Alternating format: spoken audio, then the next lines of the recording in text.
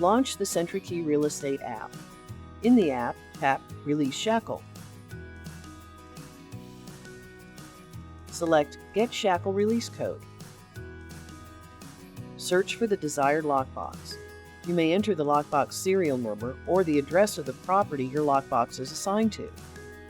Select the desired lockbox. Select a date for the code. Tap Get Shackle Release Code.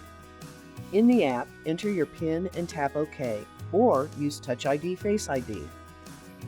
Your Shackle release code will appear along with instructions on how to use the code. Select how to use this code. Start by pressing Enter on the lockbox and enter the Shackle release code shown above. Once complete, press Enter on the lockbox. The Shackle will release. You've successfully released the Shackle from a non-Bluetooth lockbox.